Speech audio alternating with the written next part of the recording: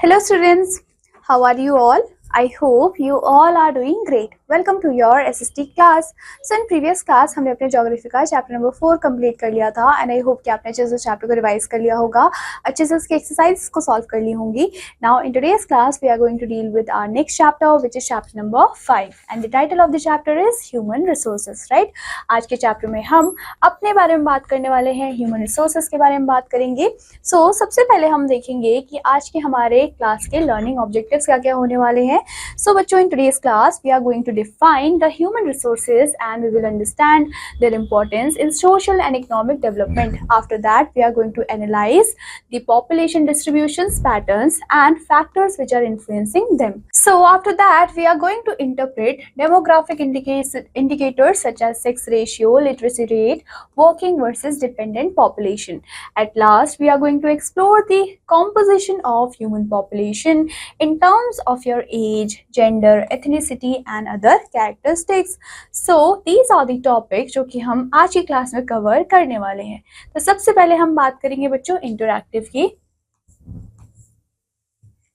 So interactive में आपको बताया गया है people of different occupations. Right, तो बच्चों डिफरेंट ऑक्यूपेशन मतलब कि ह्यूमन रिसोर्स, तो हर किसी का ऑक्यूपेशन अलग होता है. कोई टीचर होता है, कोई इंजीनियर होता है, राइट, कोई फार्मर होता है, उसके अलावा कोई डॉक्टर होता है, कोई नर्स होता है. तो ऑक्यूपेशंस अलग अलग हैं एंड ये सारे ही ऑक्यूपेशन हमें हेल्प करते हैं ग्रो करने के लिए और हम एज अ सोसाइटी भी ग्रो होते हैं.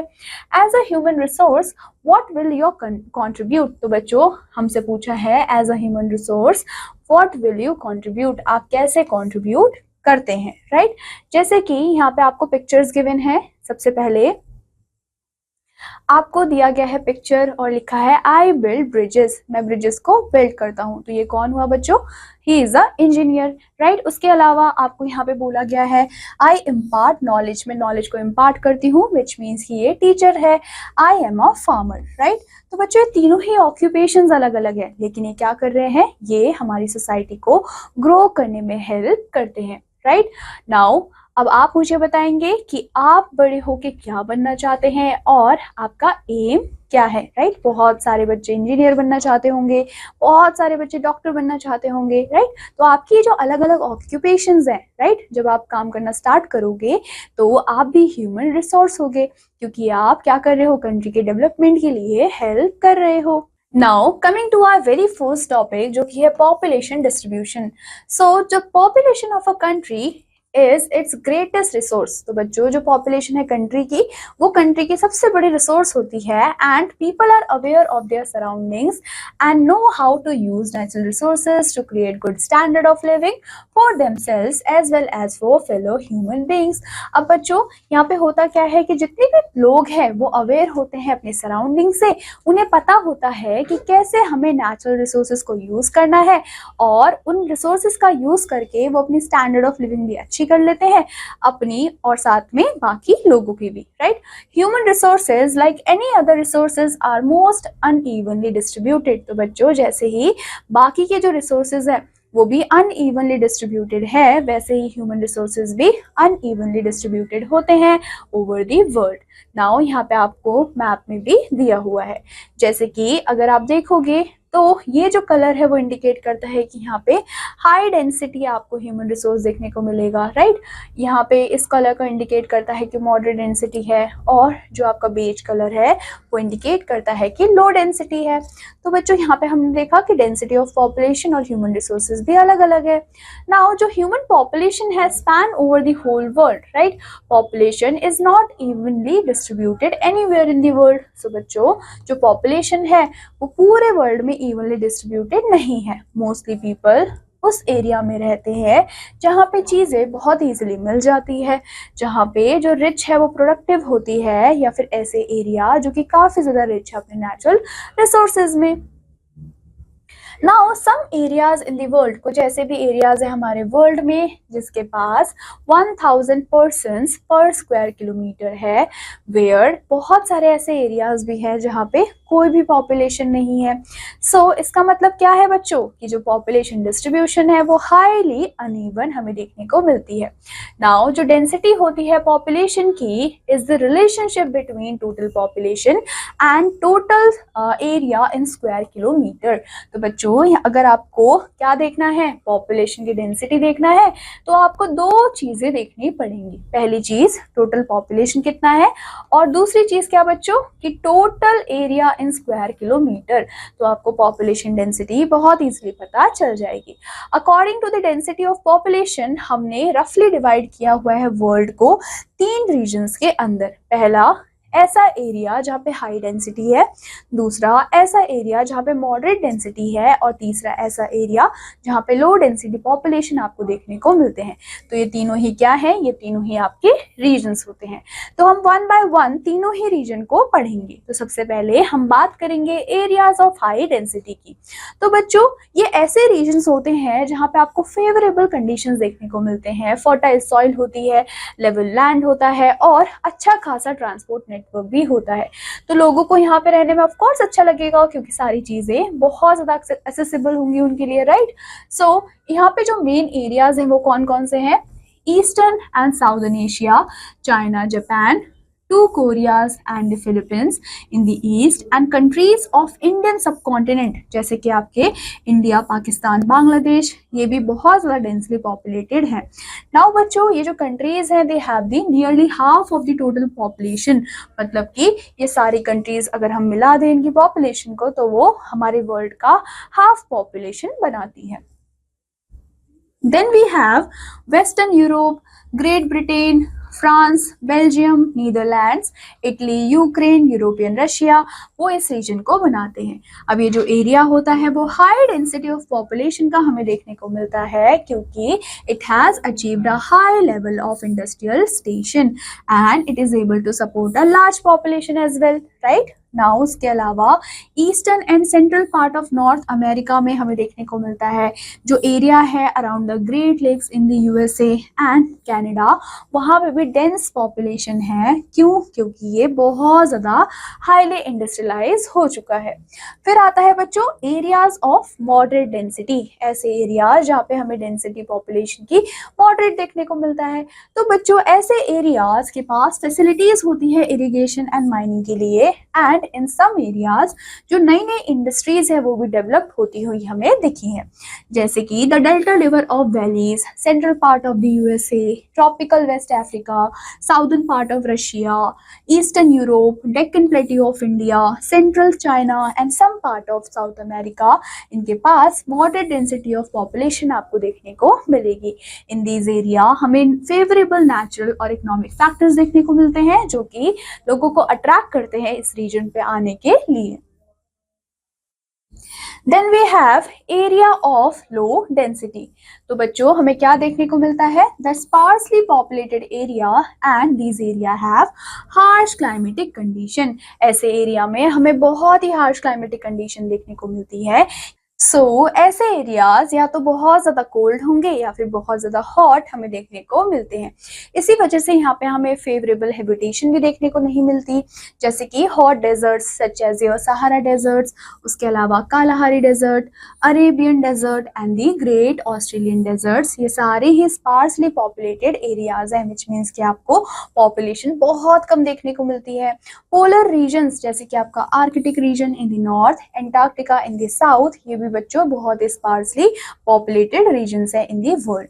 नाउ जो एक्सट्रीमली कोल्ड क्लाइमेट है बच्चों इन रीजन्स का वो अलाउ ही नहीं करता है हैबिटेशन को, और आपने अपनी प्रीवियस क्लासेस में भी पढ़ा होगा कि जो हमारे पोलर रीजन्स होते हैं वहाँ पे ना के बराबर वेजिटेशन होती है, इसी वजह से वहाँ पे आपको पॉपुलेशन भी देखने को नहीं मिलता। बिसाइड दिस एरियाज जो थिकली फॉरेस्टेड एरियाज होते हैं ऑफ द अमेज़न बेसिन जो कि साउथ अमेरिका की तरफ है, and your Congo basin in the Africa, ये भी स्पार्सली पॉपुलेटेड होते हैं। नाउ ये जो लो पॉपुलेशन डेंसिटीज हैं इन द अबव एरियाज वो प्राइमरली किस वजह से है, क्योंकि वहाँ पे अनफेवरेबल क्लाइमेट है, या तो बहुत ज़्यादा सर्दी है या फिर बहुत ही ज़्यादा गर्मी है, और अदर जोग्राफिकल कंडीशंस की वजह से हमें यहाँ पे पॉपुलेशन काफ़ी ज़्यादा कम देखने को मिलती है। नाउ बच्चों, coming to our next topic जो कि है इम्पोर्टेंस ऑफ ह्यूमन रिसोर्सेज। ये जो ह्यूमन रिसोर्सेज है वो इतने ज्यादा हमारे लिए इम्पोर्टेंट क्यों है, राइट? सो जो कैपेसिटी ऑफ क्रिएटिविटी है ह्यूमन बींग्स का, वो फॉर्म करता है the main theme of renaissance. Now in the context of resources, this important is described chiefly in following ways। पहली बात तो ये कि जो ह्यूमन रिसोर्सेज होते हैं वो इम्प्रूव करते हैं नेचुरल रिसोर्सेज को, इन्हांस करते हैं उनकी वैल्यू को और उनको एफिशिएंटली यूज भी करते हैं। दूसरी चीज, जो ह्यूमन एजेंसी होती है बच्चों, उसको हम डिस्क्राइब करते हैं एज अ सोशल क्लास, क्योंकि they can change their circumstances, क्योंकि हम अपने सर्कमस्टांसेस के अकॉर्डिंग चेंज हो सकते हैं, हम कंडीशंस को अडेप्ट कर सकते हैं, right? Now the human beings can act, हम एक्ट कर सकते हैं और हम परस्यू कर सकते हैं अग्रीड गोल को। जैसे कि आज का हमारा गोल ये है कि हमें अच्छे से लेसन को समझना है, वैसे ही हम क्या कर सकते हैं, हम चीज़ों के ऊपर एक्ट कर सकते हैं और अपने गोल्स को, अपने ऑब्जेक्टिव्स को अच्छे से परस्यू भी कर सकते हैं। नाउ जो ह्यूमन रिसोर्सेज होते हैं बच्चों, वो बहुत ही इंपॉर्टेंट इंडिविजुअल भी होते हैं। ये हेल्प करते हैं in utilizing their capacities and potentialities to the utmost. हम क्या करते हैं बच्चों, हम जितना पोटेंशियल अपने अंदर रखते हैं हम उसको यूज कर सकते हैं, हम अपनी कैपेसिटीज को यूज कर सकते हैं, right? With ever developing aptitudes and skills, human beings have become a very valuable resource for the country. क्योंकि ह्यूमन बींग के अंदर स्किल्स होते हैं, एप्टीट्यूड्स होते हैं, पोटेंशियल होता है, कैपेसिटी होता है, इन सारी चीज़ों की वजह से हम कैसे बन जाते हैं, हम बहुत ही वैल्यूएबल रिसोर्स बन जाते हैं।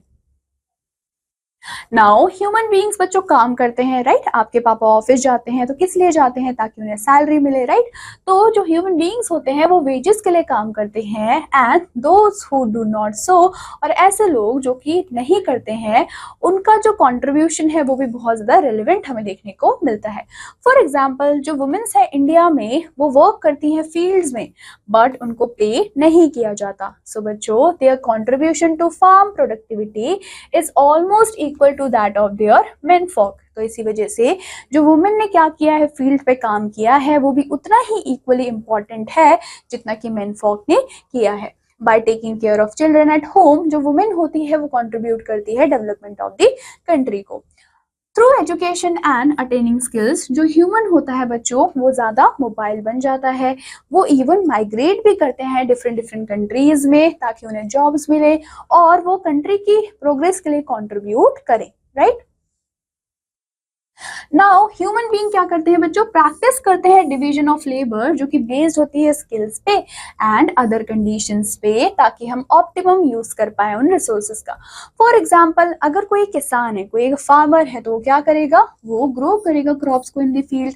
जैसे कि अगर कोई फैक्ट्री वर्कर है तो वो गुड्स को प्रोड्यूस करेगा for the daily use in factory, right? Now human beings क्या करते हैं, ऑब्टेन करते हैं स्किल्स को ताकि वो मोस्ट एफिशिएंट यूज कर पाए अदर रिसोर्सेज का as well as their own, क्योंकि हम भी खुद में एक रिसोर्स हैं, राइट? आप अच्छे से पढ़ेंगे, आप अच्छे से एक क्या करेंगे, आप फील्ड के अंदर घुसेंगे, राइट? आप अच्छे से ऑक्यूपेशन करेंगे तो आप क्या कर रहे हो, आप भी रिसोर्स हो, राइट? आप भी देश की उन्नति के लिए काम कर रहे हो। तो वही चीज यहाँ पे आपको बोली गई है।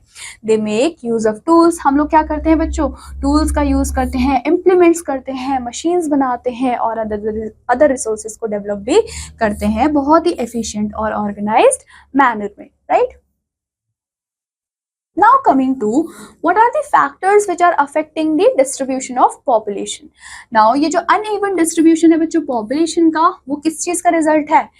It is a result of interaction of several physical, social, economic and cultural factors. So बच्चों कोई भी एक particular factor नहीं है, बहुत सारे ऐसे factors हैं जो कि मिले हैं जिसकी वजह से जो population है वो unevenly distributed होती है.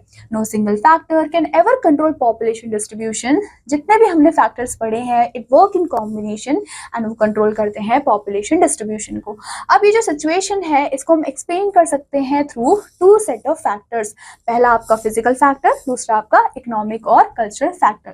नाउ बच्चों जो फिजिकल फैक्टर है उसमें इंक्लूड होते हैं आपके relief of the land, climatic condition, natural vegetation, soil and availability of water, जबकि आपके इकोनॉमिक और कल्चरल फैक्टर में आते हैं आपके mineral resources, industries, transport, urbanisation, migration and government policies, right.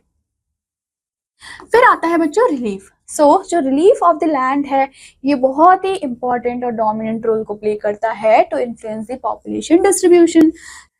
बच्चों आपने देखा होगा कि जो मोस्ट ऑफ द प्लेन्स होते हैं वहां पे आपको हायर डेंसिटी ऑफ पॉपुलेशन देखने को मिलता है as compare to mountain regions.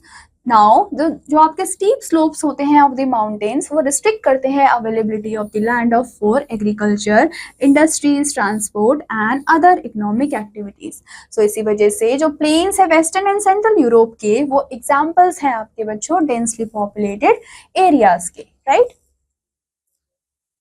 Then we have climate. बच्चों अदर जो इम्पोर्टेंट फैक्टर है वो है बच्चों आपका climate.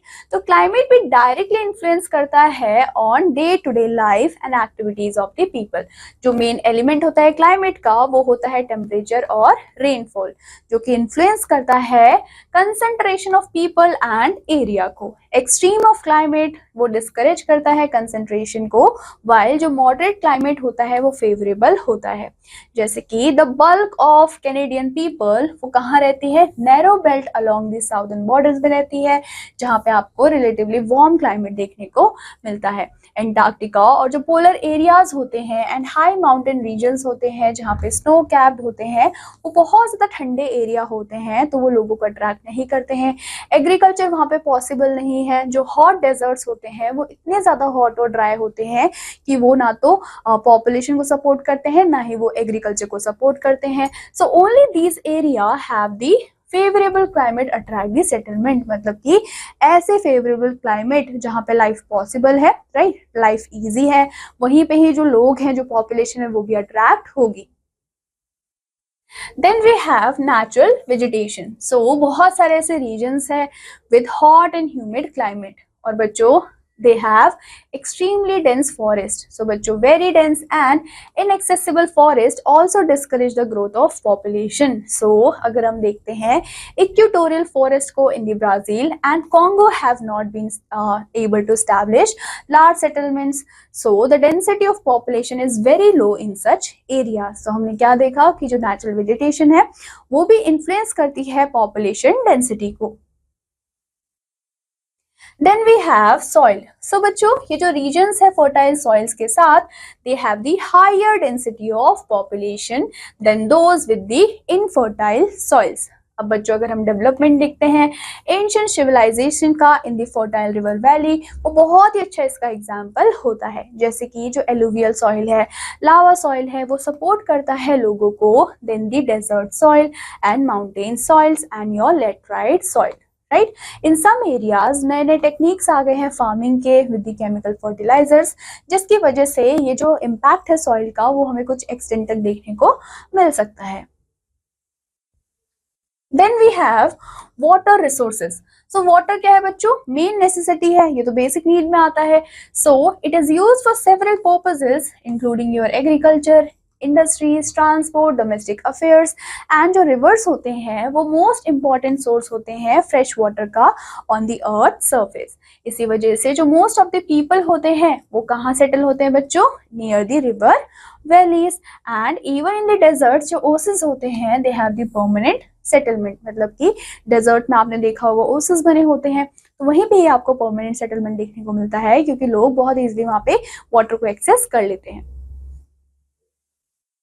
Then we have mineral resources. बच्चों ये जो रीजन्स होते हैं जो रिच होते हैं मिनरल्स में वो लोगों को अट्रैक्ट करते हैं from the different different areas, जिसकी वजह से आपको रिजल्ट में क्या देखने को मिलेगा, higher population densities.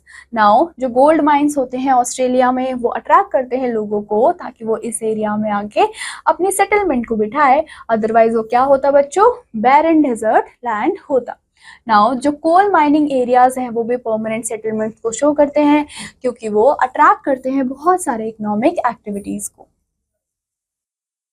Then we have industries. So बच्चों, जो डेवलपमेंट हुई है इंडस्ट्रीज की इन एनी रीजन, वो प्रोवाइड करवाती है एम्प्लॉयमेंट अपॉर्चुनिटीज को एंड अकॉर्डिंगली अट्रैक्ट भी करती है लोगों को, not only from the surrounding areas but जो लोग बहुत दूर दूर एरिया में भी रहते हैं वो भी यहाँ पे आते हैं। जनरली जो इंडस्ट्रियल एरियाज होते हैं वो हाई डेंसिटी पॉपुलेशन को सपोर्ट करते हैं, जैसे कि जो आपका north eastern part of the USA है वो बहुत ही अच्छा इसका एक एग्जाम्पल हमें देखने को मिलता है।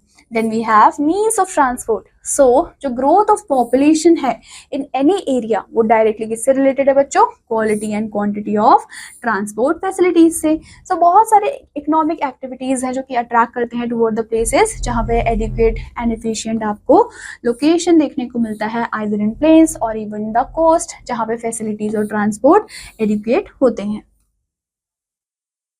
Then you have urbanisation. So most of the जो अर्बन सेंटर्स होते हैं वहाँ पे आपको हाई डेंसिटी ऑफ पॉपुलेशन देखने को मिलती है और ये डिपेंड करता है कि किस टाइप की इकोनॉमिक एक्टिविटीज है अर्बन एरिया में। जो लोग होते हैं वो जनरली माइग्रेट होते हैं सिटीज की तरफ ताकि वो काम को ढूंढ पाए और ट्रेड भी कर पाए। अब ये जो सिटीज होती है बच्चों, ये प्रोवाइड करवाती है बेटर लिविंग कंडीशंस को देन द विलेजेस। इसी वजह से many urbanised districts have more than 5000 persons per square kilometre. इसी वजह से हमें जो पॉपुलेशन की डेंसिटी है वो यहाँ पे ज्यादा देखने को मिलती है। तो आपको भी पता होगा कि लोग विलेजेस से माइग्रेट क्यों होते हैं, ताकि उन्हें बेटर फैसिलिटीज मिल पाए, चाहे वो आपकी बेसिक नीड्स हो, चाहे वो हेल्थ केयर फैसिलिटीज हो, चाहे वो जॉब की अपॉर्चुनिटीज हो, वो अर्बन एरियाज में ज्यादा होती है। इसी वजह से आपको यहाँ पे कितना ज्यादा पॉपुलेशन देखने को मिलता है। Then we have government policies. So बच्चों, समटाइम जो पॉलिसीज होती है गवर्नमेंट की उसकी वजह से भी लोगों का माइग्रेशन होता है from one part of the world to the other part of the world. जैसे कि the Negroes from the Africa, उनको लाया गया बच्चों अमेरिका में फार्म में काम करने के लिए under the British rule. The Indians were also sent to Malaya, Fiji and Mauritius ताकि वो वर्क कर पाए प्लांटेशंस पे, राइट। नाउ जो जोग्राफिकल लोकेशन होती है and a possible easy access to other part of the world have led to certain places, जैसे कि Manhattan island in the USA to grow out of all the proportions in a very short span of time, right. Now बच्चों, coming to our next topic जो कि है as composition. सो बच्चों, population को हमने divide किया है 3 एज ग्रुप्स के अंदर, जो 0 to 14 ईयर्स, उसके अलावा 15 to 64 years and then 65 years above, right. जो फर्स्ट ग्रुप है that is made up of children, जो पहला ग्रुप है 0 से लेके 14 साल तक वो चिल्ड्रंस का है, एंड जो सेकेंड ग्रुप है बच्चों वो वर्किंग पॉपुलेशन का है, और जो थर्ड ग्रुप है उसमें ओल्ड पीपल आते हैं। सो यहाँ पे आपको टैबुलेटेड फॉर्म में दिया हुआ है एज कॉम्पोजिशन ऑफ पॉपुलेशन जो कि 2000 का है। सो यहाँ पे आपको रीजन भी दिया हुआ है, मतलब कि कंट्री दिया हुआ है, एज ग्रुप दिया हुआ है और ऑल एज भी यहाँ पे आपको दिया हुआ है। फॉर एग्जाम्पल अगर आप देखोगे तो 0 to 14, 15 to 64 and 65 plus, and यहाँ पे आपको ग्रुप्स भी दिए हुए हैं। जैसे कि जो इंडिया है, इंडिया पे अगर आप देखोगे तो 0 से 14 तक के जो बच्चे हैं वो कितने हैं, 25.31% है। 15 to 64 मतलब कि जो वर्किंग पॉपुलेशन है वो 67.8% है, और 65 प्लस मतलब कि जितने भी ओल्ड एज लोग हैं वो आपके 6.9% है। तो आप ऐसे ही क्या देख सकते हो, यहाँ पे लो इनकम कंट्रीज देख सकते हो, मिडिल इनकम कंट्रीज देख सकते हो, और इवन हाई इनकम कंट्रीज भी आप यहाँ पे देख सकते हैं कि कितने परसेंटेज में आपको देखने को मिलते हैं। नाउ बच्चों, जो लोग होते हैं कौन से ग्रुप के, 15 to 64 ईयर्स वाले, वो प्रोडक्टिव ग्रुप के नाम से भी जाने जाते हैं, जो कि हमारी कंट्री को प्रोस्पेरस बनाते हैं और डेवलप बनाते हैं। As the people in this group are active workers. Now जो अदर 2 ग्रुप्स हैं बच्चों वो डिपेंडेंट पॉपुलेशन में आते हैं क्योंकि उनको कॉन्टिन्यूअस केयर की जरूरत होती है। उसके अलावा जो कंट्रीज है that have the larger productive populations of offer their people a better quality of life, मतलब कि ऐसी कंट्रीज जहाँ पे जो प्रोडक्टिव पॉपुलेशन है वो ज्यादा है, वो क्या बनाती है बच्चों, वो ultimately better quality of life को भी प्रोवाइड करवाती है। India is showing some sign of maturity. India भी बच्चों एक साइन ऑफ मेच्योरिटी दिखा रहा है। क्यों? बिकॉज जो नंबर ऑफ पीपल है इन दी 15 to 64 ईयर्स ग्रुप वो बहुत ज्यादा है, more than the half of the total population of India. This means that from 15 years now there will be more old people than young people as today, right? It means जो rate of population growth है वो stabilize हो जाएगा. However, for the present percentage of the people in the lower group will be continue to be more. मतलब कि जो lower group वाले हैं which means 0 to 14 years वो हमें और ज़्यादा increase होते हुए देखने को मिलेंगे. अब हम बात करेंगे बच्चों सेक्स रेशियो की. सेक्स रेशियो क्या होता है बच्चों? रेशियो होता है between the male and female, उसी को ही हम बोलते हैं sex ratio. This means the number of females पर 1000 मेल्स. मतलब कि हम क्या देख रहे हैं? नंबर देख रहे हैं फीमेल्स का, और किसके बेसिस पे देख रहे हैं? पर 1000 मेल की पॉपुलेशन के बेसिस पे. जो एवरेज नंबर है फीमेल्स का per 1000 male in the world in 2024 वो है आपका बच्चों 934. इन इंडिया जो रीजन है for this imbalance is the improper attention which is given to the girl child. लेकिन इंडिया में हमें रेशियो कम देखने को मिलता है. क्यों? क्योंकि यहाँ पे ज्यादा अटेंशन नहीं दी जाती है गर्ल चाइल्ड को at every stage of the governing years. Poor nourishment की वजह से, लैक ऑफ हेल्थ केयर की वजह से क्या रिजल्ट हमें देखने को मिलता है? Large number of death of young girls in India. मतलब कि बहुत ही लार्ज नंबर में डेथ हो जाती है यंग गर्ल्स की in India. Generally it should be balance. Generally तो बैलेंस होना चाहिए, right? In many parts of the world जो मेल्स होते हैं वो माइग्रेट करते हैं in the search of work and ये डिस्टर्ब कर देता है सेक्स रेशियो बैलेंस को. It has been observe that in European countries generally जो नंबर होता है फीमेल्स का that is more than the number of males and it is also true for Africa as well. नाउ यहाँ पे आपको sex ratio of the selected countries भी दिया हुआ है, जैसे कि फीमेल्स पर 1000 मेल. रशिया की अगर हम बात करें तो 1140 है, जापान में 1041 है, यूएसए में 1029 है, ब्राजील में 1025 है, इंडोनेशिया में 1004 है, राइट? चाइना में 944 है, इंडिया में 943 है एंड वर्ल्ड में 986 है. तो बच्चों आप देख सकते हो कि सबसे कम कहाँ पे है? सबसे कम है इंडिया में. नाउ ये जो टेबल हमें दिखाई गई है बच्चों, इसमें हम देख सकते हैं कि इंडिया को 7th पोजीशन पे रखा गया है, right? India sex ratio has however Ryzen slightly from 927 in 1991 till 943 in 2022, which means कि 1991 से लेके 2022 तक हमें फिर भी थोड़ा ज़्यादा सेक्स रेशियो देखने को मिला है. The above bar diagram also shows that the Asia as a whole has the unfavorable sex ratio as well, right? When the girl children are killed before the birth, जब बच्चों girl child को क्या कर दिया जाता है? Birth से पहले ही किल कर दिया जाता है, उसको हम बोलते हैं female foeticide, right? So when they are killed, जब उनको मार दिया जाता है जस्ट आफ्टर दी बर्थ, उसको हम बोलते हैं फीमेल इन्फेंटिसाइड. तो आपको इन दो टर्म्स में कंफ्यूज नहीं होना है. फीमेल फीटिसाइड का मतलब क्या है? जब आप उसको मार रहे हो बिफोर द बर्थ, लेकिन जब आप बर्थ होने के बाद मार रहे हो that is known as female infanticide. Now other reasons होते हैं बच्चों, वो होती है neglection during the pregnancy and delivery of the babies, जिसकी वजह से बेबीज की डेथ हो जाती है. फिर आता है बच्चों लिटरेसी. लिटरेसी का मतलब क्या होता है? एबिलिटी होती है जिससे कि हम रीड और राइट कर सकते हैं with some level of understanding, उसी को ही हम लिटरेसी बोलते हैं. नाउ ये ऑब्जर्व किया गया है कि जहाँ पे लिटरेसी हायर होती है वो कौन से एरियाज है? वो है आपके अर्बन एरियाज. एंड अगर हम देखें तो रूरल एरियाज में आपको लिटरेसी लो देखने को मिलेगी. So it is also more among the mails among the females. मतलब कि मेल्स में हमें लिटरेसी ज्यादा देखने को मिलती है as compare to females. Now ये जो वर्ड है लिटरेट वो यूज किया जाता है फॉर द पर्सन्स जो कि रीड और राइट कर सकते हैं. इन डेवलप कंट्रीज जो लिटरेसी का रेट है वो मच हायर है as compare to developing countries. And जो 80% ऑफ द वर्ल्ड पॉपुलेशन है बच्चों वो लिटरेट है. इन इंडिया 74% ऑफ पॉपुलेशन जो है वो लिटरेट है. And according to the 2011 census जो केरला है बच्चों, वहां पे हमें 94% लिटरेसी देखने को मिली है. और हम ये बोल सकते हैं कि Kerala has the highest rate of literacy in the country as well. Now अभी भी बच्चों हमें बहुत ही लंबी जर्नी को क्या करना है, तय करना है, ताकि हम इम्प्रूव कर पाए लिटरेसी को, specially among the women in rural areas. Some of the most encouraging result of 2001 population census in respect of literacy have been following. तो यहाँ पे आपको 2001 का सेंसस दिया हुआ है, किसका बच्चों, लिटरेसी का. So for the first time in history of India जो एब्सोल्यूट नंबर ऑफ इलिटरेट्स थे दैट हैज कम डाउन, मतलब कि इलिटरेट्स का जो अमाउंट है, जो नंबर है, वो कम होता जा रहा था, which is 328, 167, 288 in 1991 to 296, 208 and 952, right. तो आपको ये देखने को मिला 2001 में.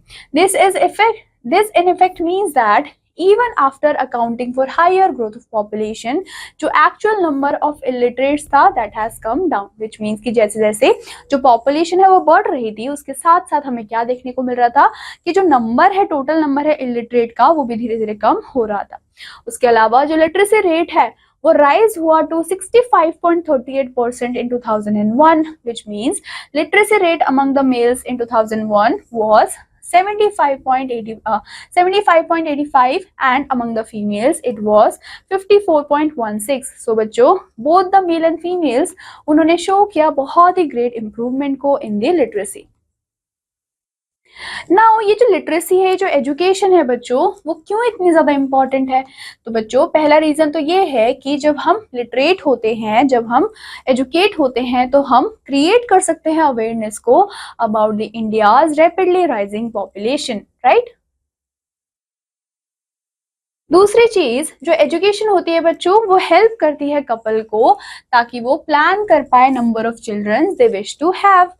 तीसरी चीज जो एजुकेशन है बच्चों, वो हेल्प करती है लोगों को ताकि वो एम्प्लॉयमेंट को जनरेट कर पाए. व्हेन पीपल आर एम्प्लॉयड, जब लोग एम्प्लॉयड होंगे, so they have to do work and they have less number of children. It raises the quality of life as well of the people and it will get rid of poverty as well. Then we have working and dependent population. So बच्चों people who are working, जो लोग काम कर रहे हैं, contribute कर रहे हैं economic development of the country में, this means जो people है of the age group between the 15 to 64, it also means the people who are capable of doing work. So जो actual trend था in 2001 over the period of 1991, it has not been analyse fully, उसको हमने अच्छे से analyse नहीं किया है. However हम देख सकते हैं कि ये वेल एस्टेब्लिश हमें देखने को मिला है that more than half of the total population in India is a working population, right. Now अगर हम देखें तो 1991 में it was 54.3%. In other word हम बोल सकते हैं कि when low rate of employment among the women is taken into account, more than 60% of India's population is dependent on the remaining 40% of the working people, right, which means कि अगर हम women की employment की बात करते हैं, so that is हमें कितना देखने को मिला है, which means more than 60%, right.